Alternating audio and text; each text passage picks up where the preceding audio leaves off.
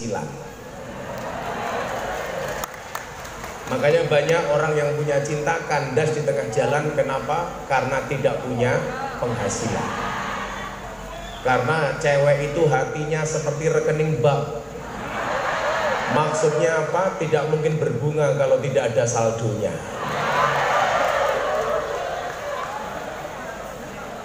Efek dari cinta itu akan menimbulkan kebahagiaan. Maka kemudian dikatakan aradallah an takuna mahbuban la muhibban. Allah menghendaki kalian untuk menjadi orang-orang yang dicintai, tidak hanya sekedar mencintai. Sekali lagi, Tuhan menghendaki kita untuk menjadi orang yang dicintai, tidak hanya sekedar mencintai. Kalau kita hanya sekedar mencintai, bisa jadi cinta kita ditolak. Istilah lainnya adalah bertepuk sebelah tangan. Biasanya jomblo-jomblo merasakan itu. Sebenarnya kasihan, nyamuk saja ditepuk pakai dua belah telapak tangan. Masa cintamu bertepuk sebelah tangan? Lurahnya sini namanya siapa? Wahyu. Wahyu itu lurah sini. Oh bukan. Saya punya teman namanya Wahyu. Setiap kali nembak cewek ditolak. Akhirnya ceweknya saya tanya, Mbak, kenapa kamu setiap ditembak sama Wahyu kamu menolak? Dia jawab, saya gak bisa terima Wahyu Gus. Kenapa? Karena kalau saya terima Wahyu nanti dikira Nabi. Saya pengen kita semua yang hadir mempunyai perasaan itu. Tidak hanya sekedar mencintai, tapi juga dicintai. Supaya kita bisa mencintai dan dicintai, syaratnya adalah kita mencintai Allah. Kalau kita mencintai Allah, berarti kita mencintai umatnya. Kita mencintai hamba-hambanya. Nah, bangsa Indonesia hari ini, mohon maaf Bapak Ibu, kekurangan apa yang dinamakan dengan cinta. Maka hari ini saya datang ke Pati, cukup saya sampaikan, cintaku padamu seperti air kencing di dalam kolam renang. Maksudnya apa? Wujudnya tidak nampak tapi hangatnya bisa dirasakan. Lara percaya jajalan.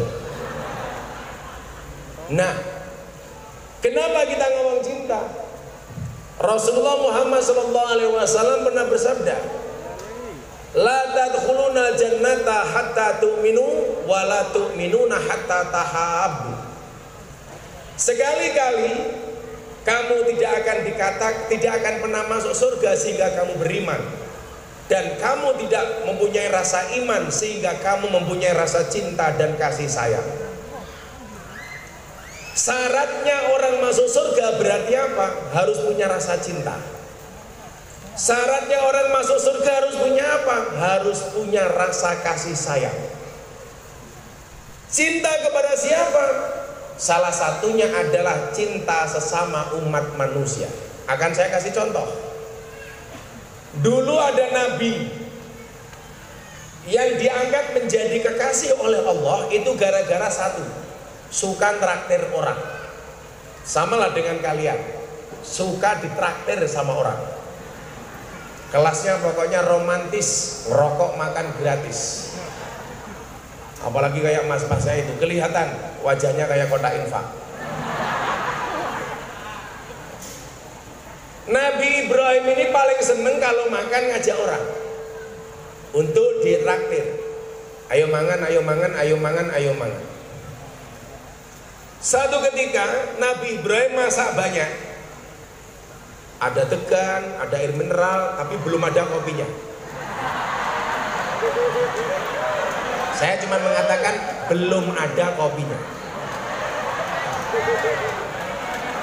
Saya nggak minta, hanya mengingatkan panitia.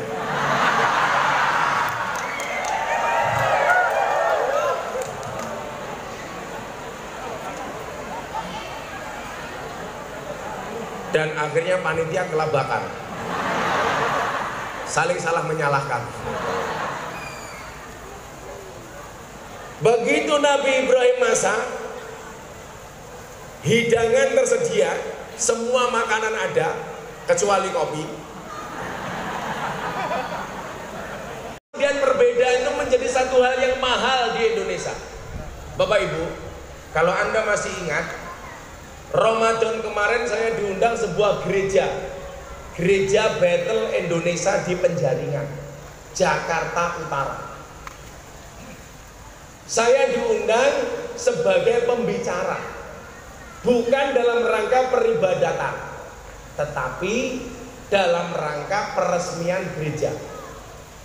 Tokoh-tokoh agama di dalamnya yang masuk dalam FKUB semuanya diundang.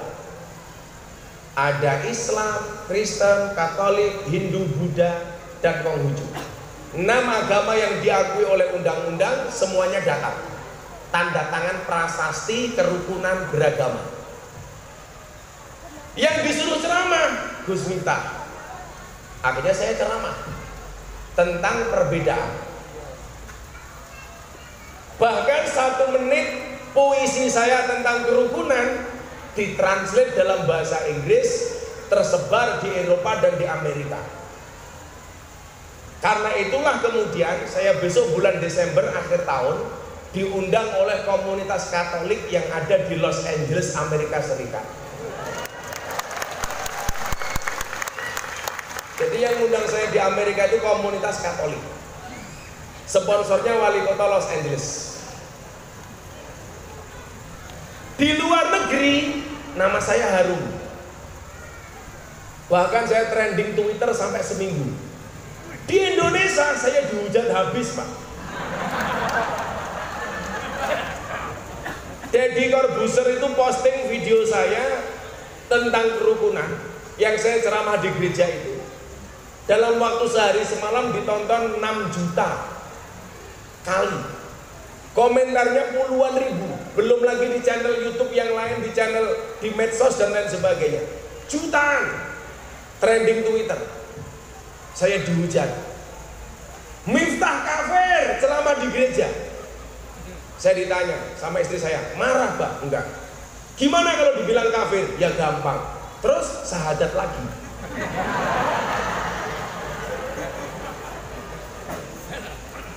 Alasan saya dikafirkan apa? Karena saya masuk tempat ibadah agama orang lain. Saya bilang, kalau gara-gara masuk tempat ibadah agama lain dibilang kafir, berarti orang Jawa Tengah banyak yang kafir. Kenapa? Karena biasa masuk Candi Borobudur. Padahal Candi Borobudur itu tempat ibadah orang. Berarti mereka kafir. Kan masakin. Wes bayar 50.000 malah oleh predikat kafir. Lagi, saya kasih contoh. Ketika Presiden mengajukan nama Pak Sigit jadi Kapolri, orang mengatakan begini, itu gak boleh jadi Kapolri, kan orang Kristen, orang Nasrani. Saya bikin video narasi, boleh nggak orang non-Islam jadi Kapolri? Waktu itu trending viral. Saya waktu itu bilang, Polri itu lembaga apa? Lembaga hukum, bukan lembaga agama. Saya ulangi, Polri itu lembaga hukum, bukan lembaga agama. Yang ada di Mabes Polri, anggota kepolisian itu semua unsur agama ada. Ada polisi yang agamanya Islam, ada polisi yang agamanya Kristen, agamanya Katolik, Hindu, Buddha, Konghucu dan lain sebagainya. Yang nggak ada Darmo Gandul, apalagi gandulnya Mbah Darmo. Artinya semua anggota kepolisian yang mempunyai kapasitas, yang mempunyai kualitas itu boleh menjadi Kapolri selama memenuhi syarat apapun agamanya, termasuk Pak Sigit.